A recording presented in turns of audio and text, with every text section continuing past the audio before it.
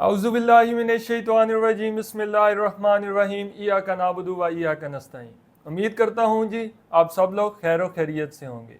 जैसे कि हमने कानून शहादत ऑर्डर 1984 की सीरीज़ को स्टार्ट किया हुआ है और आज हमारा थर्ड लेक्चर है। जैसे कि हम अपने प्रीवियस लेक्चर के अंदर कानून शहादत ऑर्डर 1984 के चैप्टर 2 को डिस्कस कर रहे थे। उस लेक्चर के अंदर हमने आर्टिकल 3 से लेकर आर्टिकल 10 तक डिटेल से कवर किए थे। आज के इस लेक्चर के अंदर हम आर्टिकल 11 से लेकर आर्टिकल 17 तक डिटेल से कवर करेंगे। सबसे पहले आर्टिकल 11 की स्टेटमेंट को पढ़ने से पहले मैं आपको दो बातें बताना चाहता हूँ। एक बात तो ये है कि जब भी आप मेरे ये वीडियो लेक्चर देख रहे हो तो सबसे पहले अपने QSO का जो बेयर एक्ट है उसको अपने सामने रखिएगा, क्योंकि इससे आपको मेरे लेक्चर समझने में आसानी होगी। दूसरी बात जो मैं आपसे करना चाहता हूँ वो ये है कि जब भी आप ये आर्टिकल्स पढ़ रहे हो तो सबसे पहले इसकी स्टेटमेंट के जो उनसे वर्ड्स होते हैं उसको तोड़कर खुद समझने की कोशिश किया करें। इससे आपकी रीडिंग जो सी हैबिट है वो भी डेवलप होगी और आपको जो सा स्टेटमेंट है आर्टिकल की स्टेटमेंट से ही पता चल जाएगा कि ये आर्टिकल किस चीज़ के रिलेटेड है, ये क्या कहना चाहता है। चलें जी, ज़रा इस तरह हम पढ़ने की कोशिश करते हैं। अब जो आर्टिकल 11 की स्टेटमेंट है वो कहती है प्रिविलेज नॉट वेव्ड। अब जैसे कि हमारा प्रीवियस लेक्चर था उसके अंदर हमने आर्टिकल 9 और 10 को पढ़ा था, जो कि क्लाइंट को ये प्रिविलेज दे रहा था कि जो भी कम्युनिकेशन अपने एडवोकेट के साथ करता है तो ये एडवोकेट की और उसके मुंशी की या उसके जो भी एसोसिएट लोग होते हैं उनके ऊपर ये जिम्मेदारी नाफिज होती है कि वो उसकी कम्युनिकेशन को किसी के सामने डिस्क्लोज नहीं कर सकते। अब इसी को आगे लेते हुए आर्टिकल 11 में वो कह रहा है कि प्रिविलेज नॉट वेव, जो प्रिविलेज है वो ख़त्म नहीं होती बाय वॉलंटियरिंग एविडेंस, यानी कि रजामंदी से अगर कोई शहादत देता है तो उससे जो सी प्रिविलेज है वो ख़त्म नहीं होती। अब इससे आपको थोड़ी सी अंडरस्टैंडिंग हो रही होगी कि ये जो आर्टिकल 9 और 10 में जो प्रिविलेज दी गई है क्लाइंट को, ये उसके रिलेटेड बात कर रहा है। असल में ये आर्टिकल कह रहा है कि अगर एक केस की प्रोसीडिंग हो रही है कोर्ट के अंदर और एक क्लाइंट है वो जो सा अपनी शहादत अपनी मर्जी से शहादत देता है कोर्ट के अंदर, अब इसका मतलब ये नहीं है कि उसने आर्टिकल 9 के तहत जो उसका एडवोकेट है उसको फ्री कॉन्सेंट दे दिया कि वो जो सा उसकी सारी कम्युनिकेशन को कोर्ट के सामने डिस्क्लोज कर सकता है। नेक्स्ट जो सा इस आर्टिकल के अंदर जो दूसरी बात हो रही है वो ये हो रही है कि अगर कोर्ट में प्रोसीडिंग के दरमियान जो क्लाइंट है वो अपने एडवोकेट को विटनेस बनाकर अगर उससे कोई सवाल करता है तो इसका मतलब ये नहीं कि एडवोकेट चूंकि अब क्लाइंट ने उससे सवाल किया तो वो उसकी सारी इंफॉर्मेशन को कोर्ट के सामने डिस्क्लोज कर देगा। वो सिर्फ उस मैटर को जिसके रिलेटेड क्लाइंट ने उससे सवाल किया सिर्फ उसी के रिलेटेड जो सा है वो जवाब देगा, सिर्फ उसी के रिलेटेड जो कम्युनिकेशन उसकी क्लाइंट के साथ हुई थी उसको कोर्ट के सामने डिस्क्लोज करेगा। अब इसको मैं आपको एक एग्जाम्पल से समझाता हूँ कि क्लाइंट ने कोर्ट के अंदर अपने जो सा एडवोकेट से विटनेस बनाते हुए ये सवाल किया कि क्या मैंने आपको मैटर बी के बारे में डिस्कस किया था आपके साथ। तो अब इसके जवाब में जो एडवोकेट है वो सिर्फ ये कह सकता है जी हाँ या नहीं, आपने इस मैटर के बारे में मेरे साथ डिस्कस किया था या नहीं किया था। अब इस केस में या इस सिनेरियो के अंदर एडवोकेट ये जवाब नहीं देगा कि जी हाँ आपने मुझे मैटर बी के बारे में भी बताया था, साथ में सी के बारे में भी बताया था, ए के बारे में भी बताया था। मेरा कहने का मतलब ये है कि वो उसकी सारी कम्युनिकेशन को कोर्ट के सामने डिस्क्लोज नहीं कर देगा। नेक्स्ट है जी, अब आर्टिकल 12 की स्टेटमेंट की तरफ बढ़ते हैं जो कि कहती है confidential communication with legal advisor. अब ये जो सा आर्टिकल है ना, ये जो हमारी जो एक्सीडेंटल कम्युनिकेशन होती है एक क्लाइंट की अपने लीगल एडवाइजर के साथ, ये उसको प्रोटेक्ट करने के लिए आर्टिकल QSO में आर्टिकल कहता है कि अगर कोई भी क्लाइंट है वो जो भी कम्युनिकेशन अपने लीगल एडवाइजर के साथ करता है तो उसको कोई भी कंपेल नहीं कर सकता कि वो जो कम्युनिकेशन है वो किसी कोर्ट के सामने, किसी ट्रिब्यूनल के सामने या कोई भी ऐसी अथॉरिटी जो कि जुडिशरी पावर को परफॉर्म कर रही हो उसके सामने वो उस कम्युनिकेशन को डिस्क्लोज नहीं कर सकता जो कि उसने अपने लीगल एडवाइजर के साथ की है। अब इसी आर्टिकल के अंदर एक एग्जेम्पशन आ जाती है, एक सिचुएशन आ जाती है जिसके अंदर जो कोर्ट है वो उसको कंपेल कर सकती है कि वो जो भी उसने कम्युनिकेशन अपने लीगल एडवाइजर के साथ की है वो कोर्ट के सामने डिस्क्लोज करे। वो ये सिनेरियो होता है या ये आप एग्जेम्पशन कह सकते हैं कि अगर किसी सिचुएशन के अंदर जो क्लाइंट है वो खुद विटनेस बन के कोर्ट के अंदर किसी प्रोसीडिंग में पेश हो जाए, तो इस केस में जो कोर्ट है वो उसको कंपेल कर सकती है, जो भी उसने अपनी कम्युनिकेशन अपने लीगल एडवाइज़र के साथ किसी मौजू के ऊपर डिस्कस की थी, तो वो उसको कोर्ट के सामने डिस्क्लोज करे। अब इस सिनेरियो के अंदर भी जो कोर्ट है ना, वो सिर्फ उस रिलेटेड ही क्वेश्चन करेगी कि जो उसने विटनेस बन के कोई एविडेंस दी है, कोई शहादत दी है, तो वो सिर्फ उसके एक्सप्लेनेशन के रिलेटेड जो क्वेश्चन जो कोर्ट के बनते हैं, सिर्फ वो उस पर ही उसको कंपेल कर सकती है कि वो उसके जवाब दे। उसके अलावा वो किसी भी और डायरेक्शन में अपने क्वेश्चन नहीं कर सकती कि और क्या कम्युनिकेशन उसने अपने लीगल एडवाइज़र के साथ की थी, या उसके अलावा और कोई भी सवालात पर कोर्ट जो है उसको कंपेल नहीं कर सकती। नेक्स्ट है जी आर्टिकल नंबर 13, जिसकी स्टेटमेंट है प्रोडक्शन ऑफ टाइटल डीड, यानी कि प्रोड्यूस करना टाइटल डीड बाय विटनेस, गवाह से, नोट अ पार्टी, जो कि पार्टी नहीं है। अब ये आर्टिकल 13 क्या कह रहा है जी? आर्टिकल 13 कह रहा है कि कोई भी केस है, अब वो जो सा कोर्ट के अंदर चल रहा है, अब उसमें एक विटनेस है, गवाह है, लेकिन वो ना मुद्दई साइड पे है ना डिफेंडर साइड पे है। अब उसको जो सी कोर्ट है वो कंपेल नहीं कर सकती कि वो 3 किस्म के डॉक्यूमेंट को कोर्ट के सामने पेश कर सके। पहला डॉक्यूमेंट तो ये है कि जो कि ये शो करता हो कि किसी भी प्रॉपर्टी पर उसकी मलकियत है। दूसरा, कोई ऐसा डॉक्यूमेंट जो ये शो कर रहा हो कि कोई भी प्रॉपर्टी उसके मॉर्गेज में है, यानी कि उसका कब्जा उसके ऊपर है, पोजेशन उसके पास है उस प्रॉपर्टी का। तीसरा, कोई ऐसा डॉक्यूमेंट जो कि अगर वो प्रोड्यूस करेगा कोर्ट के अंदर तो उसके ऊपर खुद ही कोई क्रिमिनल चार्ज इंपोज हो जाएगा।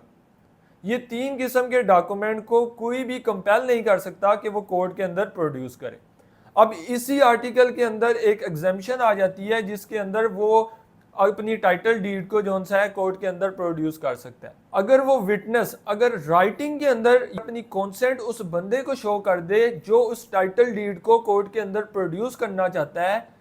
तो या उन बंदों के साथ जिनके साथ वो इस प्रॉपर्टी के रिलेटेड क्लेम कर रहा है उनके साथ अपनी टाइटल डीड को कोर्ट के अंदर प्रोड्यूस कर सकता है। इसके अलावा उसको कोर्ट जो है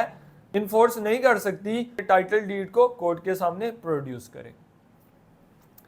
नेक्स्ट जो सा आर्टिकल है उसकी स्टेटमेंट है जी प्रोडक्शन ऑफ डॉक्यूमेंट, यानी डॉक्यूमेंट को प्रोड्यूस करना विद अनदर पर्सन, किसी दूसरे आदमी से, हैविंग पोजेशन, जिसके पास कब्जा हो, कुड रिफ्यूज टू प्रोड्यूस, वो मना कर सकता है उसे प्रोड्यूस करने से। अब इस आर्टिकल के कॉन्सेप्ट को अंडरस्टैंड करने के लिए मैं आपको एक एग्जांपल देता हूँ। समझ लीजिए कि मेरे पास एक ज़मीन है, उसका जो उनसे डॉक्यूमेंट्स हैं वो मेरे नाम है, वो मेरे पास हैं। अब मैं उन डॉक्यूमेंट को अपने किसी मुख्तार ख़ास को दे देता हूँ, यानी कि अपने भाई को दे देता हूँ या अपने वालिद साहिब को दे देता हूँ। अब कोई भी उनको कंपेल नहीं कर सकता कि वो उन डॉक्यूमेंट को प्रोड्यूस करें जब तक कि मैं अपनी रजामंदी उनको शो ना करवाऊं।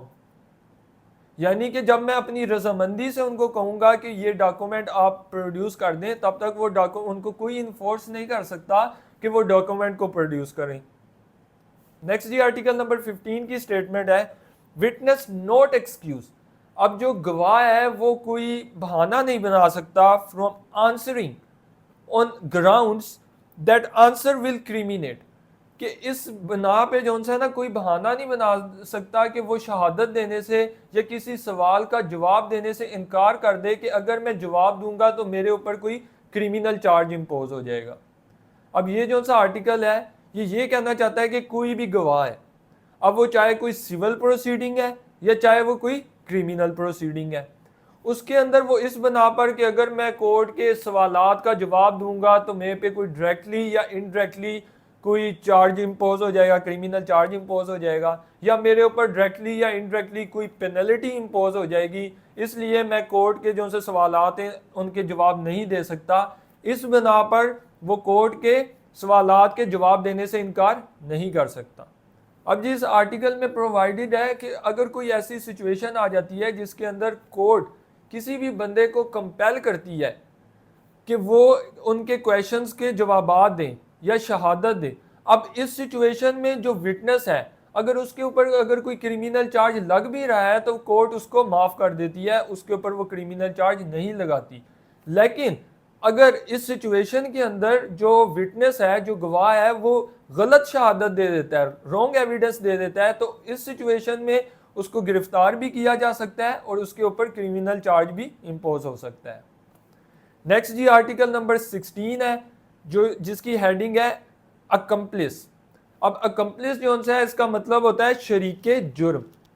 अब इसके आर्टिकल 16 के कंसेप्ट को समझने के लिए पहले मैं आपको एक एग्जांपल बताता हूं।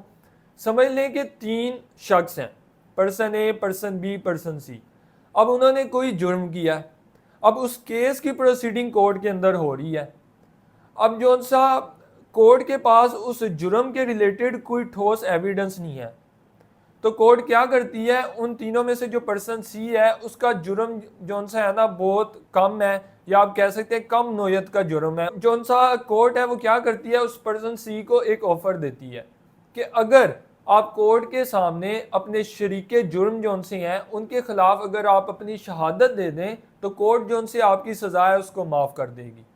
अब इस कॉन्सेप्ट को अकम्प्लिस कहा जाता है। अब इस आर्टिकल में एक एग्जेम्पशन भी आ जाती है कि वो जुर्म जिनकी सजा जो उनसे हद है उनके ऊपर ये अकम्प्लिस का जो सा कंसेप्ट है ये अप्लाई नहीं होता।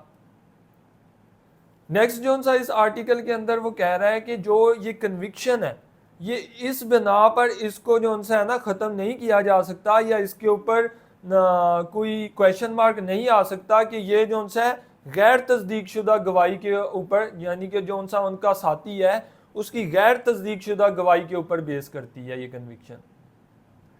नेक्स्ट जी जो आर्टिकल नंबर 17 है उसकी जो स्टेटमेंट है आप उसको पढ़ते हैं। वो कहते हैं जी competent and number of witnesses, यानी कि ये जो सा आर्टिकल है ये डील करता है कि जो सा गवाह है क्या वो कॉम्पिटेंट है, कितने नंबर ऑफ विटनेसेस किसी केस के अंदर चाहिए, यानी कि कोर्ट इसको किस तरह डिटरमाइन करेगी, ये आर्टिकल इसके रिलेटेड है। अब जो हमारी कोर्ट है ना उसके पास इस आर्टिकल के मुताबिक 2 तरीके हैं जिससे वो competent and number of witnesses को डिटरमाइन कर सकती है। जो फर्स्ट तरीका है वो है हमारा इंजंक्शन ऑफ इस्लाम, यानी जो कुरान और सुन्ना के अंदर जो रूल्स लिखे हुए हैं उसके मुताबिक जो उनसी हमारी कोर्ट है वो डिटरमाइन करेगी कि जो उनसा सामने बंदा है वो कॉम्पिटेंट है विटनेस के तौर पे, या किसी सिनेरियो के अंदर हमें कितने नंबर ऑफ विटनेसेस रिक्वायर्ड होंगे।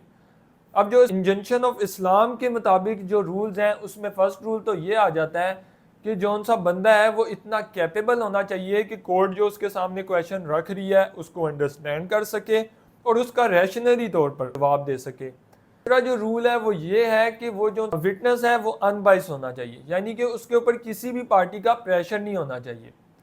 नेक्स्ट जी जो नंबर 3 है वो ये है कि जो सा बंदा है वो क्लियर हैंडेड होना चाहिए। अब क्लियर हैंडेड का क्या मतलब है, क्लियर हैंडेड का मतलब ये है कि उस बंदे का अपना जो सा करेक्टर है वो क्लियर होना चाहिए, यानी कि वो ऐसा ना हो कि पहले कोर्ट के अंदर वो रॉन्ग एविडेंस प्रोवाइड करने का कन्विक्टेड पर्सन हो पहले से, तो वो बंदा जो सा है शहादत देने के लिए कैपेबल नहीं है, कॉम्पिटेंट नहीं है। अब दूसरा जो तरीका ये तो हो गया इस्लामिक रूल एंड रेगुलेशन के मुताबिक, या इंजंक्शन ऑफ इस्लाम भी कह सकते हैं, उसके मुताबिक ये रूल्स हो गए। अब दूसरा मेथड ये है कि वो लॉ जो हद को इन्फोर्स करने के लिए बनाए गए हैं या जो उनसे हमारे स्पेशल लॉ हैं उन्हें हैं कि हम किस तरह जो उनसे नंबर ऑफ विटनेसेस को के साथ डील कर सकते हैं, कोर्ट को बताते हैं कि वो किस तरह नंबर ऑफ विटनेसेस के साथ डील कर सकते हैं। अब इन स्पेशल लॉज के मुताबिक अगर कोई फाइनेंशियल मैटर हो या कोई ऐसा मैटर हो जिसमें फ्यूचर ओब्लिगेशन हो, इन 2 मैटर्स के अंदर जो उनसे है ना या तो 2 बंदे गवाही दे सकते हैं या 1 बंदा और 2 औरतें गवाही दे सकती हैं। अब ये गवाह का कॉन्सेप्ट क्यों है, इतने गवाह क्यों है जब 1 बंदे की भी गवाही मानी जा सकती है? ये इस वजह से रखा गया है कि अगर कोई 1 बंदा भूल जाए तो दूसरा बंदा उसको याद दिला सके। नेक्स्ट आता है जी अगर कोई इस तरह फिनेंशियल मैटर या फ्यूचर ओब्लिगेशन के अलावा कोई मैटर हो तो उसके अंदर कोर्ट जो है वो किसी एक मर्द की या किसी एक औरत की भी शहादत को एक्सेप्ट कर सकती है। उम्मीद करता हूँ जी आज का लेक्चर आपको पसंद आया होगा। अगर पसंद आए तो हमारे चैनल को ज़रूर सब्सक्राइब करें ताकि हमारी आने वाली वीडियोस आप तक पहुँच सकें। शुक्रिया।